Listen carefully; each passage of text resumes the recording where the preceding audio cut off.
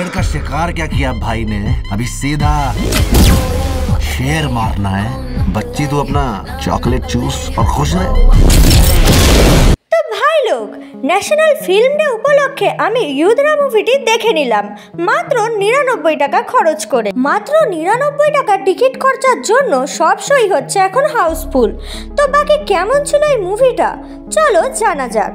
ভিডিওটি শুরু করার আগে আমার চ্যানেলে যারা নতুন এসেছো তাদেরকে বলছি আমাদের চ্যানেলটিকে অবশ্যই সাবস্ক্রাইব করে পাশে থাকা বেল আইকনটিতে ক্লিক করো।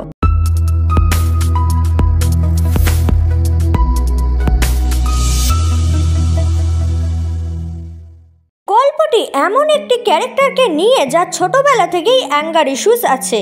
সে তার বাবা মাকেও হারিয়েছে। সাধারণ রেগুলার ফরম্যাট প্রেডিক্টেবল এই মুভিতে বাবা মায়ের মৃত্যুর প্রতিশোধ নিচ্ছে ছেলে ইত্যাদি ইত্যাদি, এবং দুটি গান কিছু রোম্যান্সও যোগ করুন।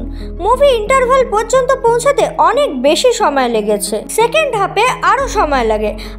আরেকটি রোম্যান্টিক গান আছে। বাবা মা মারা গেলে সেই সব মানুষ শোকে থাকে, আর সেই সময়ের মাঝখানে একটা হঠাৎ রোম্যান্টিক সং, গান হাফ ড্রেসড, যা মোটেই প্রয়োজন ছিল না। আর এই চরিত্রে তিনি বেশ ভালোই অ্যাক্টিং করেছেন। রাঘবের চরিত্র সেট ঠিক একই রকম আপনি কিল মুভিতে দেখেছেন যেমনটি। সাইকো টাইপের অভিনয়, এবং সেটাও তার শুধুমাত্র একটি ক্যামিও ছিল, বাকি ছিল নিয়মিত ফরম্যাটে তৈরি। এই সিনেমায় আপনি অসাধারণ কিছু পাবেন না। আর যদি কথা বলি অ্যাকশনের, তাহলে সেটা বেশ ভালোই ছিল।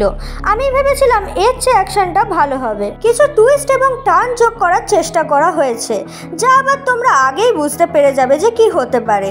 এটা একটা অ্যাভারেজ মুভি ছিল। আমি এই মুভিকে দেব 3 আউট অফ 5 স্টার্স। দেখা হচ্ছে পরের ভিডিওতে। টাটা। ভিডিওটা ভালো লাগলে লাইক শেয়ার করে দিও। আর আরও নতুন নতুন সিরিজ এবং ফিল্মের আপডেট অ্যান্ড রিভিউয়ের জন্য আমাদের চ্যানেলটিকে অবশ্যই সাবস্ক্রাইব করে দিয়ে পাশে থাকা বেল আইকনটা প্রেস করো। দেখা হচ্ছে নেক্সট ভিডিওতে। টাটা। सही बोला था।